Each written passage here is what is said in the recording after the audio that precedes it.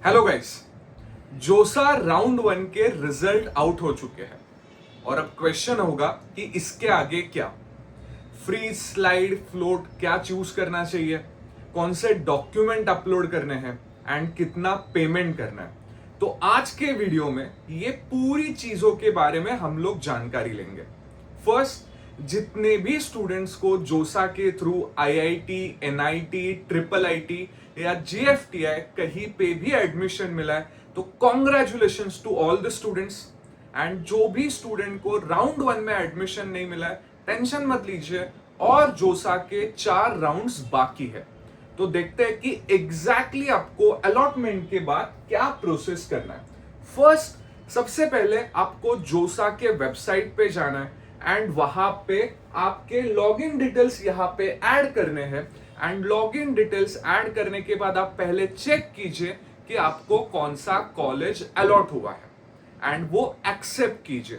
सो ये first process जिनको भी अलॉटमेंट हुआ है सबके लिए सेम है। वो अलॉटमेंट डाउनलोड करने के बाद आपके पास सेकेंड मोस्ट इंपॉर्टेंट ऑप्शन आएगा कि जहां पे फ्लोट चूज करूं, स्लाइड या फ्रीज। ये 3 ऑप्शन में से आपको एक ऑप्शन चूज करना है। अब एग्जैक्टली फ्लोट क्या होता है, स्लाइड क्या होता है एंड फ्रीज क्या होता है। सो फर्स्ट, फ्लोट का मतलब है कि फॉर एग्जाम्पल आपको 10th रैंक का अभी ऑप्शन मिला है एंड राउंड 2 के बाद, मतलब आप 10th रैंक का ऑप्शन अभी एक्सेप्ट करने वाले हो एंड राउंड 2 में पहले 9 ऑप्शंस में से सभी ऑप्शंस के लिए आपको ट्राई करना है, irrespective of college, irrespective of branch।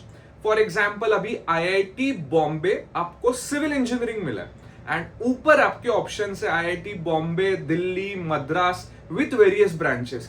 आपको सबके लिए राउंड 2 में ट्राई करना है। तो ऐसे टाइम पे आप फ्लोट सिलेक्ट करोगे।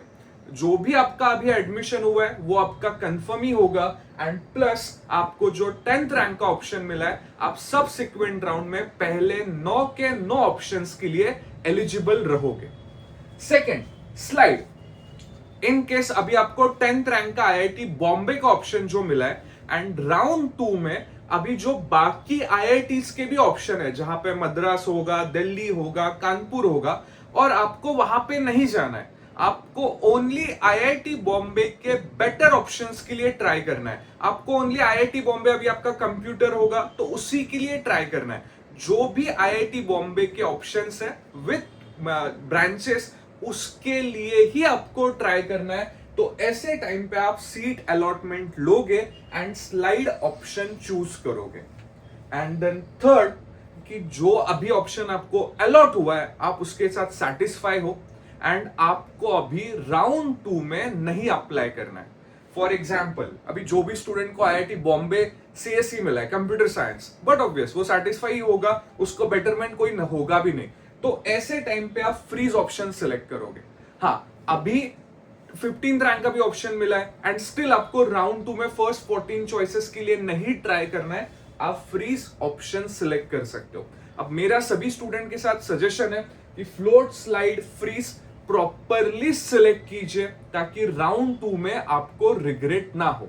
अब जो भी स्टूडेंट फ्लोट सिलेक्ट करेंगे, राउंड 2 में उनको स्लाइड, फ्रीज वापस चेंज करने का चांस मिलेगा।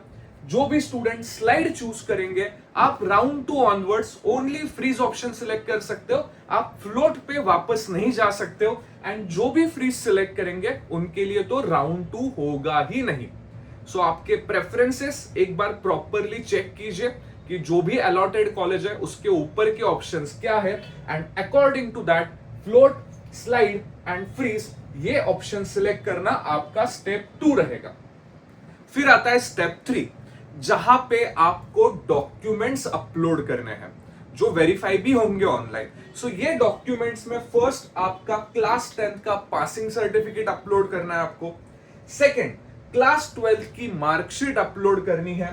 थर्ड, अगर आपने कैटेगरी सिलेक्ट की होगी, for example EWS, OBC, SC, ST, तो यहां पे आपको सेंट्रल कैटेगरी सर्टिफिकेट अपलोड करना है। स्टेट कैटेगरी सर्टिफिकेट एप्लीकेबल नहीं होगा। सो जो भी आपकी कैटेगरी है वो कैटेगरी का आपको कंपलसरी सेंट्रल फॉर्मेट में सर्टिफिकेट अपलोड करना है। Fourth, state of eligibility proof, जहां पे आपको अगेन यहां पे भी क्लास 12 की मार्कशीट है and state of eligibility proof के लिए भी आपको क्लास 12 का मार्कशीट अपलोड करना है and then last medical certificate. So basically 4 document सभी स्टूडेंट्स को अपलोड करने हैं एंड कैटेगरी स्टूडेंट के लिए कैटेगरी सर्टिफिकेट भी अपलोड करना मस्ट है। तो आपकी ये थर्ड स्टेप आप कंप्लीट करोगे, देन उसके बाद पार्ट आएगा आपका पेमेंट का। यहाँ पे 2 टाइप ऑफ पेमेंट है। जो भी student general, OBC and EWS category में आते हैं उनके लिए 30,000 रुपीज का पेमेंट करना है एंड जो स्टूडेंट एससी, एसटी कैटेगरी में आते हैं उनके लिए 15,000 का पेमेंट है, जो आप नेट बैंकिंग, डेबिट कार्ड किसी भी पार्ट से कर सकते हो। अब इसमें से 5,000 रुपीज जोसा प्रोसेसिंग फीस है। अब इन केस आप रिफंड के लिए एलिजिबल हो तो ऐसे टाइम पे आपको बैंक डिटेल्स भी देने हैं। अब ये बैंक डिटेल, फॉर एग्जांपल आप एचडीएफसी बैंक से आपका पेमेंट कर रहे हो तो नॉट नेसेसरी आपको एचडीएफसी बैंक के ही डिटेल्स देने पड़ेंगे। आप दूसरे कोई भी डिटेल्स यहां पे दे सकते हो जहां पे आपको रिफंड अमाउंट वापस चाहिए। मतलब इनकेस आपने कॉलेज एडमिशन कैंसिल किया, जो भी प्रोसेसिंग में आप प्रोसेसिंग रिफंड के लिए एलिजिबल होंगे तो वो बैंक डिटेल्स पे आपका अमाउंट आ जाएगा। सो ये आपकी फाइनल स्टेज है एंड ये फाइनल स्टेज होने के बाद जोसा आपके पूरे डॉक्यूमेंट, हर चीजें वेरीफाई करेगा। अगर उसमें डॉक्यूमेंट में कोई क्वेरीज आती है तो वो आपको अपडेट करेगा और वो क्वेरी आपको कंपलसरी सॉल्व करनी है एंड ये पूरी प्रोसेस आपको कंप्लीट करनी है 13 जून, जो आज की डेट है, टिल 26 जून 5 PM तक। सो आपको ये चारों स्टेप्स, जहां पे सीट अलॉटमेंट डाउनलोडिंग, उसके बाद फ्रीज, फ्लोट, स्लाइड ऑप्शन का चूज करना, थर्ड डॉक्यूमेंट अपलोड करना एंड फोर्थ पेमेंट करना एंड इन केस कोई भी क्वेरी अराइज होती है तो वो क्वेरी सॉल्व करना, ये पूरी चीजें आपको 13 जून 2026 टू 26 जून 2026 के बीच में करना है। मेरी सभी स्टूडेंट से रिक्वेस्ट रहेगी ये पूरी प्रोसेस आप 20 जून से ही पहले करके लीजिए ताकि लास्ट में कोई भी डिफिकल्टी फेस करनी ना पड़े। एंड कोई भी डिफिकल्टी होगी ये पूरे प्रोसेस में तो आप हमारे हेल्पलाइन नंबर पे भी कांटेक्ट कर सकते हो। सो होपफुली पूरी जोसा राउंड 1 की प्रोसेस आपको पता चली होगी। इसके आगे second, third, fourth, fifth round के भी रिजल्ट आएंगे, उस पे क्या करना है इसके लिए हम लोग ऐसे ही इंफॉर्मेटिव वीडियोस बनाएंगे, जिसके लिए अस्मी के यूट्यूब चैनल को सब्सक्राइब कीजिए ताकि हमको भी थोड़ा मोटिवेशन मिले और इंफॉर्मेटिव वीडियोस बनाने के लिए।